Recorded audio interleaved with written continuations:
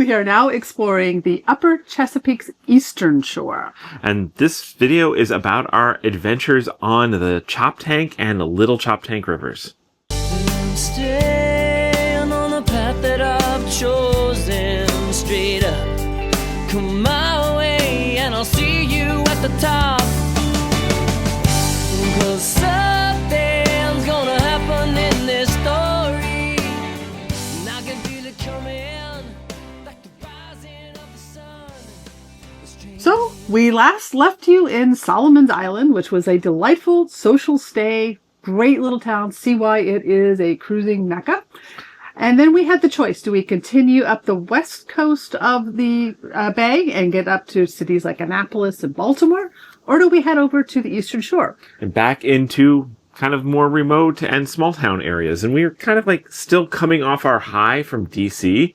So we're like, we don't want to go into Annapolis just yet. Let's go back to the small towns. Let's go back across the bay. And we had a good weather window to do that. And up here, across the bay is not quite the adventure it is when you're in the lower Chesapeake, which is like 30 miles across. Up here, you're talking distances of 5 to 10 miles across. 12, something. I don't know. Yeah. You could see across as you're coming out one side, you could see the other. Still a crossing, and on a rough day, it can still be significant. But we picked a nice weather window, and it was a very uneventful, actually quite beautiful cruise going past the Calvert Cliffs. Oh, beautiful. North of Solomon's, just beautiful cliffs that we'd been in the museum in the Solomons. We'd seen all the dinosaur bones that had been pulled out of here, and it's really cool geology. Not an easy way to visit it by boat. Yes. And then we saw crossing the middle of the bay, we saw a fish shack floating past us. Jesse's Fish Shack, which was right there on the wharf with us in DC, was pulling one of their kiosks, I guess. Presumably taking it to DC. I don't know. It was like the exact same fish market we used to shop at in DC, literally in the middle of the We should Chesapeake. have probably stopped and bought some fish. That would have been hilarious. It was a tiny little fishing boat towing this huge fish market. It was interesting. Making about 1 mile an hour progress. So anyway, we decided to first check out the Little Choptank River, which there's really not much along there. There's really no cities to go and visit. But there is a really highly rated anchorage that we had our eye on. Yeah, it's a case in point on a little creek. It's not too far up the Little Choptank River, and it's just a nice protected cove. It was beautiful, good place to get the paddleboards out. No shore access. No shore access, really, but just a beautiful place to just be out in nature and quite enjoy it. And chill, because we had a very social time in Solomon, so it's just nice to chill before we go back into, well, quaint cities. Semi-civilization. Yes. Yeah. So we spent one night there. It was just relaxing and delightful. And then the next day was going to be a Sunday, and I had the challenge of I have to get ashore on Sundays to go for a run. And from that case in point anchorage, the only place ashore I could find was 3-mile dinghy ride to a little boat ramp that might have a rural road to run on. Not optimal, so it was doable. It would have been doable. But St. Michael's was also within reach. And, well, St. Michael's is accessible from 2 different bodies of water. So the north side is the traditional one where most cruisers go. That's the Eastern Bay, yeah. And that's where the marinas are. That's where the town centers really are. But on the back door to St. Michael's, which is along San Domingo Creek off the big Choptank River, I think they just call it the Choptank up here. Yeah, the Choptank. There's ample anchorage space and a dinghy dock to get ashore. And there's a rails to trails fitness trail right there. Yes. In town. And so we've decided to check out the back door to St. Michael's.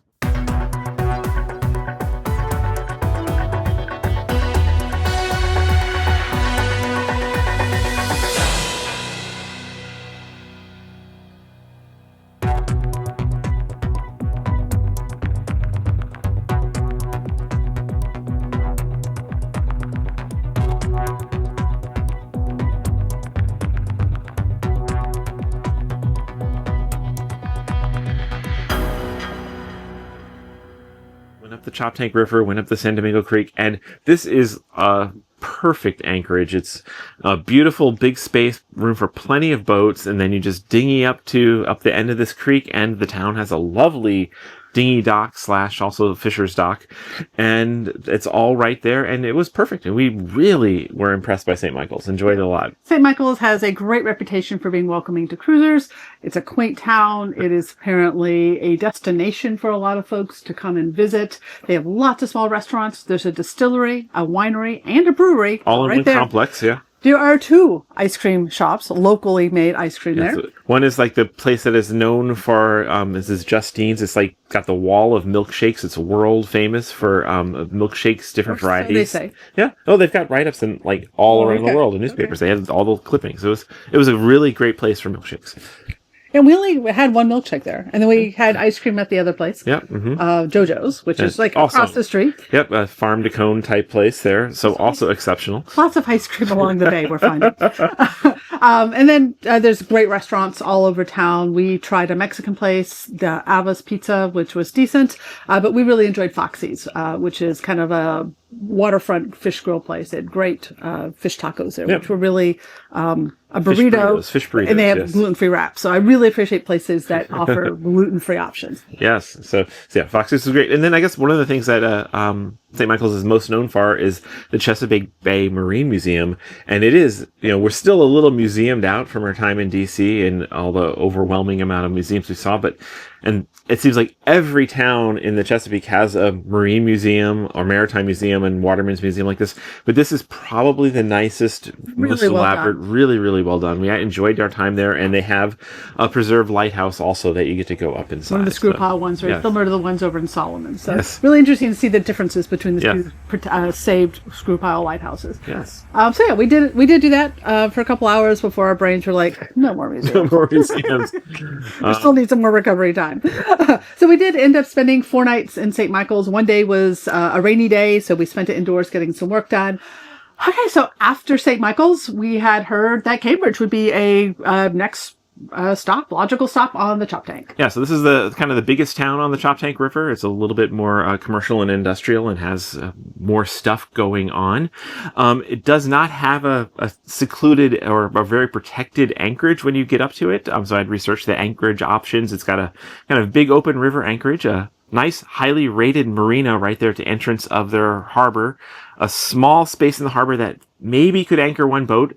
And then there were rave reviews for the free town wall and all the cruising guides that would offer 72 hours of tying up to the wall right in walking distance to the old town Cambridge. So we were very excited to check that out. And that was our plan heading that way towards Cambridge. Great. 72 hours is a great amount of time. We could spend a weekend at Cambridge. Yeah. Have a great weekend. There were several restaurants that were on our radar to go and support.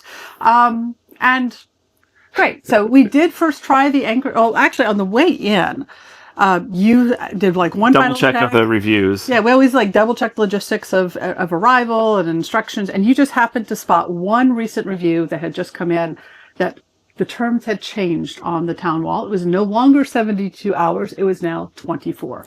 And this had just changed like in the last summer this summer 2025 new sign went up. I was like, okay, so our expectations, here we are arriving, and our expectations are, we have come in, hoping for a weekend in Cambridge. And now it's like, okay, we either will have to anchor out somewhere if we want to stay for the weekend or consider the marina. Or just do it one day. Or just do one night. So we decided... we tried the anchorage first. It was rolly. It was not from wind or anything like that. There's no protection, but just from all the passing traffic back and forth. The wake was just too much for us. We did try to anchor off the town wall. We just felt we would be too much in the way of other boats coming and going, and I don't like that feeling. Yeah. So we did do the town wall for one night, and it's a great town wall. There's great access to things, but that sign is right there prevalent, 24 hours only, or get a marina. Yep. Yeah. And so we figured, okay, we'll give Cambridge we'll try it out. We'll see. And if we really feel the vibe, we'll just switch over to the marina and stay longer. And if we're not feeling the vibe, then we will move on. We'll give it a 24-hour try. That's great. Okay. Great. Not what we were expecting, not what had been historically true, but fine. So late afternoon, we decided to go grab a late lunch, early dinner. That tends to be what we do. Yep. We picked one of the restaurants that was on our radar, and it was a Thai-Italian fusion that sounded really intriguing. So we walked over there. It was just like a block or two. Had a great meal. We love that infusion. We love small businesses.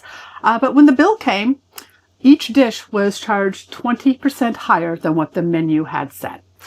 And they're like, that seems odd. So we had to grab the menu and confirm. It's like, yeah, okay, $17.50, and we're charged $20.95. Okay, so we called the owner over, who had been our server, and just asked her. And she politely said, "Oh, we're sorry, you're not the first one to mention that, but the menu does say prices are subject to change." And our costs have gone up. Our costs have gone up, and we haven't redone our menu yet. Okay. Okay. So prices subject to change is not the same as prices have changed, and significantly so. Yes. Whatever. We're not ones to argue. We don't like confrontation. We paid the bill. But it just threw our vibe completely off. Especially as we got away from the experience. It just felt between coming in with the expectation of having up to 72 hours and then that right on top of it. This is our first introduction to Cambridge. Yes. And then we walked down to check out the farmer's market that was going on in town. That was that afternoon as well. It just didn't offer much. And it was just kind of, okay, that's underwhelming. It's not pressing our buttons there. A couple of different shops downtown. And we did look at the menus of the other restaurants. There's a tiki bar that we were really interested in trying out. But, you have to be in the right vibe to go to a tiki bar. And our vibes were off. We're just like, do we really want to go spend another $100 at a marina to stay another day in Cambridge? Are we feeling that vibe? I don't know. Yeah. So in the morning, we decided we'd see how we felt. Yeah, we did have one good experience at the Raw Brewery. The Raw Brewery, we had a really fabulous cocktail that evening. Right, so. And they also own the Tiki Bar, so yes. Really great complex there. Friendly people. It's great. And by the way, we did post this experience to our Facebook page, and the restaurant did chime in. They did apologize again, and they did say they would put up signs. So hopefully that has changed. Yes. And several people from Cambridge chimed in saying there's a lot of debate and pushback around maybe this wall should stay 72 hours. So we'll see. Let the town work it out one way or another. We just think cruisers need to be well informed in advance. Is the town saying come for a weekend, or is the town saying come for a meal? An evening. Yes. And, the town can choose what they want and what they think is fair, and cruisers can choose what's worth the detour to get there. Yes. And that's totally that's independent of us. But so if you're considering Cambridge, just know right now it is 24 hours only for free dockage, or consider a marina. So in the morning, we were not feeling inspired to stick around, and we did leave. And we just headed across the river.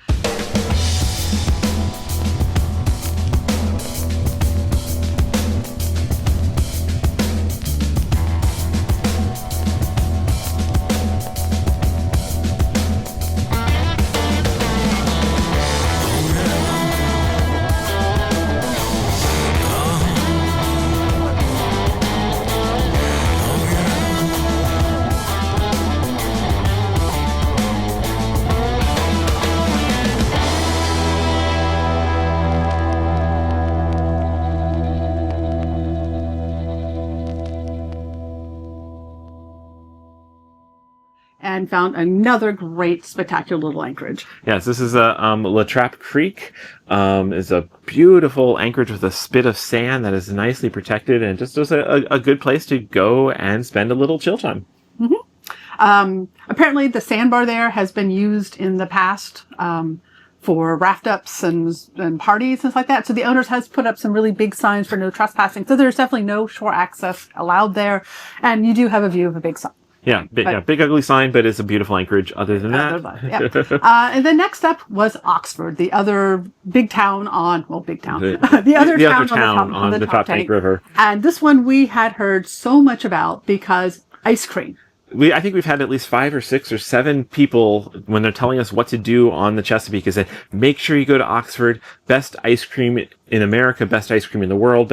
We've had so many people rave about go to Oxford for ice cream. Well, of course we had to. There's some pretty high expectations, and let me say, kind of meets it. So this time, Oxford has several protected anchorage options and does have a free town digging dock to get ashore. So we could have done that. But we were also in need of doing some laundry. And was also reported good bicycling around. Yeah. The county's guide says to biking has one of the top, rated as one of the top 25 bike routes in the country, designation for the St. Michael's Oxford bike loop. And I was like, If we get the bikes ashore, let's check this out. Wow. We hadn't done a long bike ride in a while, so that sounded great. He found a marina that doesn't come to the top of the list for Oxford marinas. It was Oxford Yacht Agency. So you think it's just it's kind of a very small marina at the very head of the creek, but nope. Hard to find information on, but you just text them and they're like, yeah, we've got a space for you. Come on in. It was only $1.50 a foot for the weekend and $1 during the week. Great. Super friendly. Yeah. Very informally run. Got in, got the bikes, went to ice cream, of course, first stop. And like I said, Highland Creamery. So the Scottish Highland Creamery. Scottish Highland, yes. They have two. They have their hard ice cream location, which is downtown. Yes. And then down the street, they have their original location, which they now serve their soft serve, which they have 4 different flavors. And both were phenomenal. There's more ice cream to be had in Oxford than restaurants. There's really only 2.5 restaurants in the town, whereas there's ice cream. And yes. Oxford doesn't have much else. There's no museum. No, there is a museum. We didn't go to it because we were museumed out. Yes, there's actually 2 museums. Okay. 2 museums. There's a couple little shops. There was a smoothie shop as well. And then there's Docks, which is kind of like a tiki bar environment. And we went on the weekend. It was full, well supported. It was great. And they had amazing rockfish tacos. We've come to love rockfish lately. Yes, rockfish is great. So yeah, we had a great meal there. Not much else to do. The town is absolutely adorable to walk around. The houses there are just quaint. Landscaping, everything is beautifully done. Very friendly. But the biking though, whoever wrote this top 25 in the nation, I'm going to surmise that they have maybe only done 25 bike trips. Or they were the county planner for the county and they're like, yeah, sure, it's gotta be good. I guess, or they're really into ice cream because the highlights of this trip is that you can connect between Oxford and St. Michael's. We'd already mentioned the ice cream in St. Michael's and then you make a loop through Easton and come back. The start in Oxford is you take the oldest privately owned ferry that's been in operation since like 1680 across the Tread Avon River. Yeah, and all of the bicycling guides said it's $3 for a bicycle. Like, okay, great, that's not bad. We get there, new owners, it's now $10 for a bicycle. Or 20 round trip. And so that was an incentive like, okay, I guess we crossed this. We're going to do the whole loop. Yeah, sure. Yeah. So we stopped for breakfast on the way. The roads, you're either on shared narrow roads and everyone's super friendly. They know it's a bike path. They go around you. No problem. The little rural roads were beautiful. But then you get to the main road that is Highway 33 or 333, the road that goes from Easton to St. Michael's. It's the only road to St. Michael's in that whole peninsula.